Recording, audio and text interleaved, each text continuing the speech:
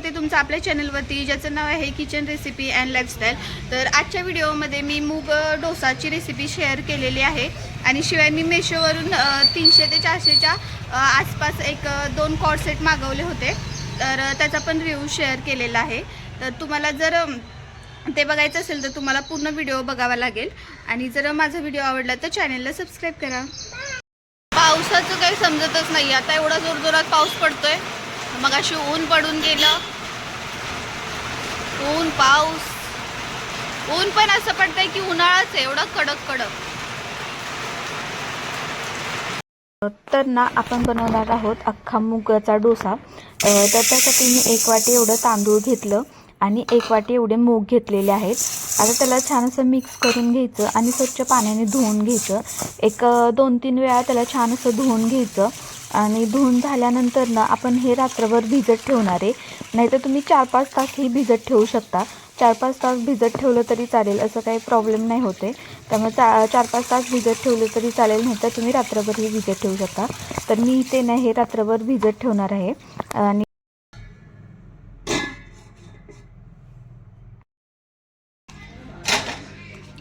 तुम्ही बघितलंच रात्री आपण हे भिजत टाकलेलं, तर बघू शकता छान भिजलेत.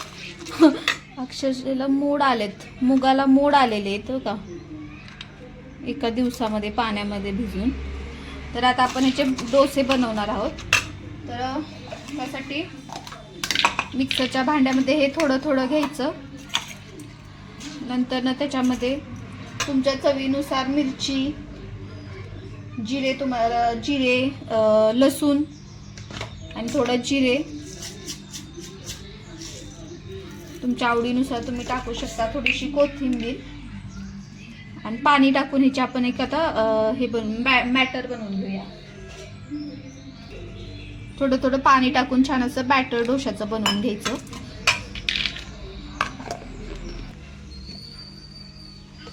आता हे असं बॅटर बनलेलं आहे.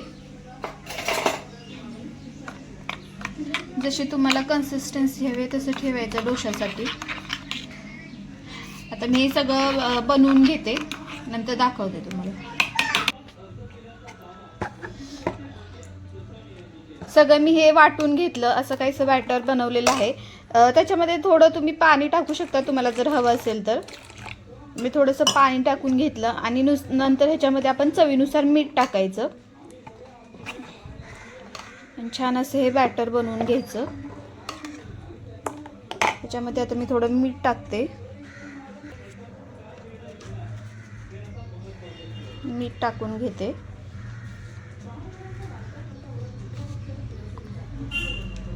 मूग आहे, हेल्दी आहे, पौष्टिक आहे.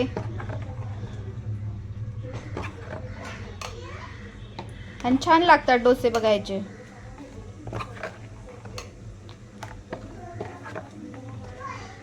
आता आपण डोसे पण बनवून घेऊयात. आता मी इकडे पॅन गरम करून घेतला. त्याच्यावरती थोडंसं तेल, तूप जे काय हवे असेल ते तुम्हाला ते तुम्ही लावून घ्या.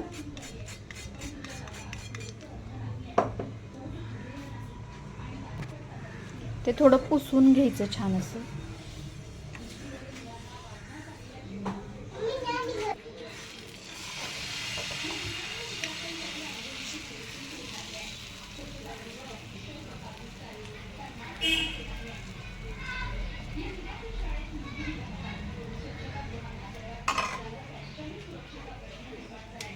वरून थोडंसं अजून तेल टाकायचं. जर तुम्हाला हवं असेल तर टाकू शकता तुम्ही. छान असं खरपूस त्याला खालून भाजून घ्यायचं, मगच पलटायचं. मस्त खरपूस होईपर्यंत खालून भाजून घ्या, म्हणजे ते छान कडक होतील. नाही उजेड येतोय ना, त्यामुळे तसं दिसतंय. चला ब्लर आलं का मग सगळं.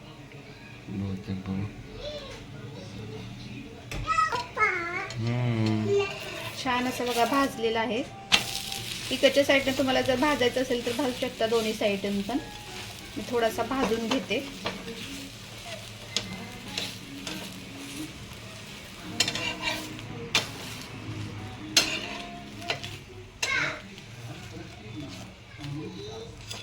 छान कडक असा बनलेला आहे. अजून एक आपण बनवूया आज मी परत. जर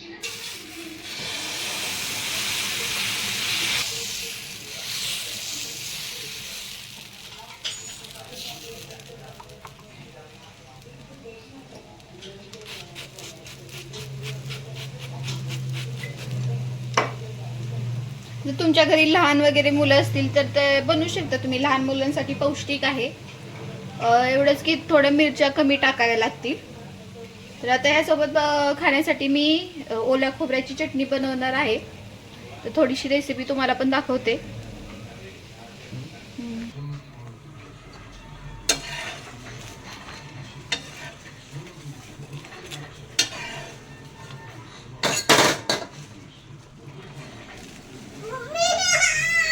छान असा करपूस भाजलाय बघा.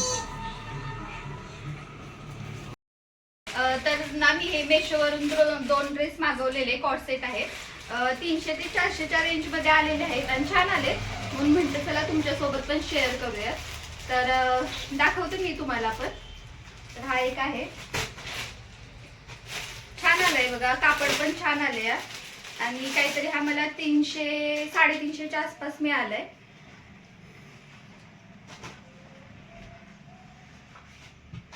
छान असा ह्याचा वरचा असा टॉप आलाय, कॉट सेट आहे आणि याची अशी पॅन्ट आहे खालून. मी तुम्हाला नंतर हे वेअर करून दाखवते. पण छान आलंय कापड, असं सिल्क मध्ये आहे आणि असं खराब होणार नाही लगेच असं आहे. 350 मध्ये भेटलेला आहे म्हणून म्हटलं चला तुमच्यासोबत पण शेअर करावा. आणि दुसरा हा एक मागवलेला आहे, हा पण छान आलाय पण थोडस कापड ह्याचं हलकं वाटतंय. पण 350च्या रेंज मध्ये म्हटल्यानंतर न काही छानच बनावं लागेल. आणि याच्या पॅन्ट आहे खाली आणि असा टॉप आहे. छान आहे, एवढं पण कापड हे नाहीये पण खूपच असं लगेच खराब होईल 1-2 धुण्यामध्ये असं आहे. पण म्हटलं चला तुम्हाला पण शेअर करावा. जर आवडला तर तुम्ही पण घ्या. असा दिसतोय हा ड्रेस, छान आहे. फिटिंगला पण छान बसला. मी एल साईज मागवलं होतं माझ्यासाठी पण छान बसलाय फिटिंग साठी. जास्त फिट पण नाही जास्त लूज पण नाही, छान आलाय. पॅन्ट अशी आहे त्याची प्लाझो मध्ये आणि गुडघ्याच्या वरती असा टॉप आहे. कॉट सेट आहे तर छान आहे बघा. असं काहीच दिसतंय.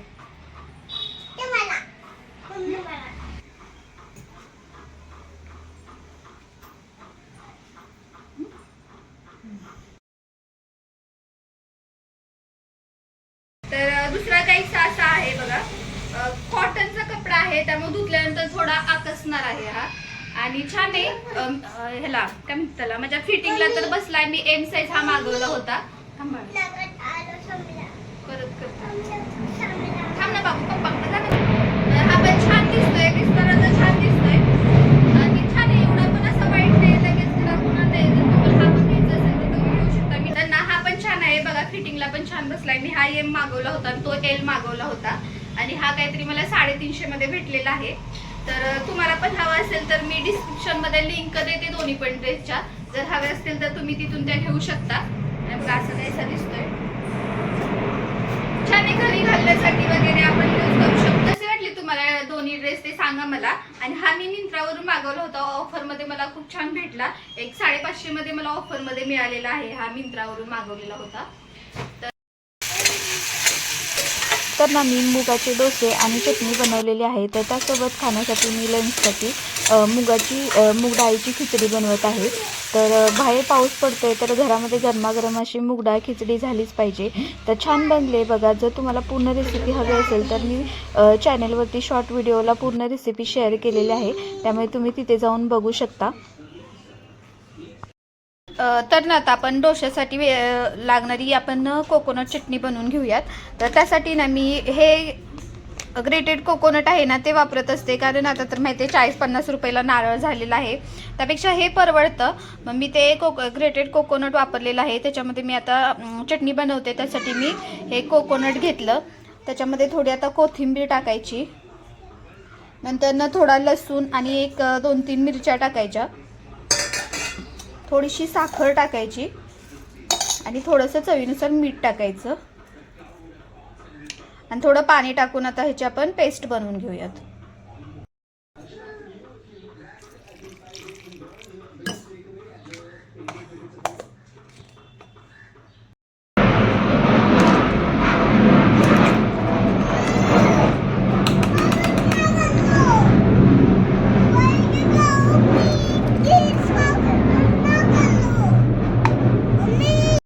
आता आपण चटणीचा तडका बनवून घेऊयात. त्यासाठी मी थोडंसं तेल वतून घेते. तेल थोडं गरम झालं की त्याच्यामध्ये आपण जिरं, मोहरी आणि कढीपत्ता टाकून घ्यायचं आणि ते छान असं तडतडून द्यायचं. टाकून घेतली ती तडतडते. थोडंसं जिरं टाकते, कढीपत्ता टाकते.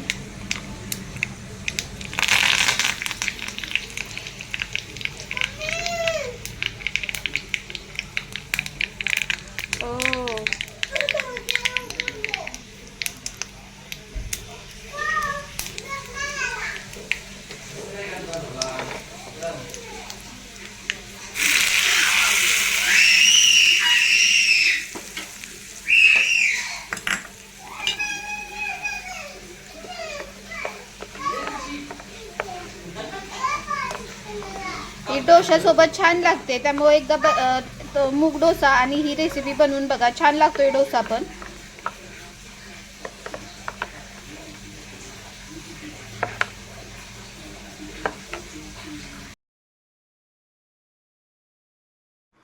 तर छान असं दुपारचं जेवण होतं. मस्त असा मुगाचा डोसा बघू शकता तुम्ही, छान असा कुरकुरीत झालेला आहे आणि लगेच पलटतोय सुद्धा, तव्याला चिकटत नाहीये.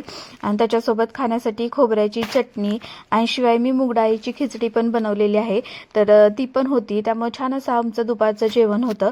तर तुम्हाला जर व्हिडिओ आवडला तर एकदा ही रेसिपी ट्राय करा आणि आवडला तर आपल्या चॅनेलला सबस्क्राईब, लाईक, शेअर करा.